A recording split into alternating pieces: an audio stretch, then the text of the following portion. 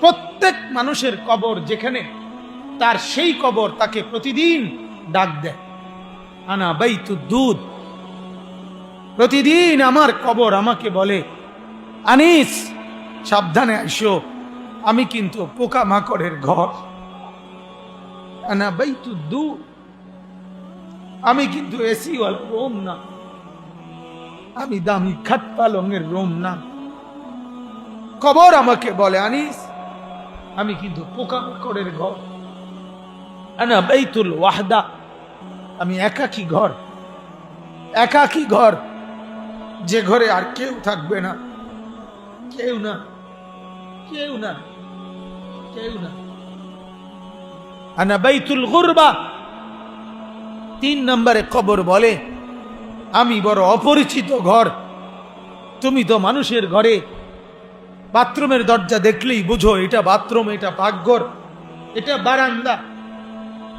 কবর বলে, হে আল্লাহর বান্দা, কবর এসে দেখে কিছুই চিনবা না, ডান বাম কিছুই পাবা না, আমি বড় অপরিচিত ঘর। সেদিন আমার মসজিদের এক মুসল্লি মারা গেছে। উনি শুধু 2 তালা, ঢাকা বনানীতে বাড়ি করছে 2 তালা মাত্র। 4.5 কোটি টাকা খরচ গেছে শুধু উনার 2 তালা ডুপ্লেক্স বাড়ি করতে। একটা প্রাইভেট ব্যাংকের ভাইস চেয়ারম্যান, কোটি কোটি কোটি কোটি টাকার মালিক, হাজার হাজার কোটি টাকার মালিক, মারা গেছেন। তো আমি বললাম, আমার ওনারা ঘনিষ্ঠ 2 জন লোক বলতেছে, হুজুর বিশ্বাস করেন, বলতেছে ওনার সন্তানরা হাসপাতাল থেকে শুধু রাত্রের জন্য, পরের দিন জানাজা, রাতের জন্য লাশটা ঘরে আনেন, ওইখানেই মর্গে হিমাগারের মধ্যে হাসপাতালেই ফেলায় রাখছে। 4.5 কোটি টাকার বিল্ডিং যে বাবা দিয়ে দিল, সেই বাবার কপালে লাশের শেষ রাতটাও জুটল না। মিথ্যা কথা বলে জমি 10 শতক মিলাই দিছেন, 1 বিঘত জমি মিলাই দিছেন নিজের বাড়ির সীমানার লগে। আপন ভাইয়ের জমি, চাচার জমি, ভাতিজার জমি, চাচতো ভাইয়ের জমি, কি মিলাই দিছেন? ফুতেরে মিলাই দিলেন, জাহান্নাম খরিদ করে নিলেন। আল্লাহ নবী সাল্লাল্লাহু আলাইহি ওয়াসাল্লাম বলেন, মান আখাযা শিবরাম মিনাল আরদ,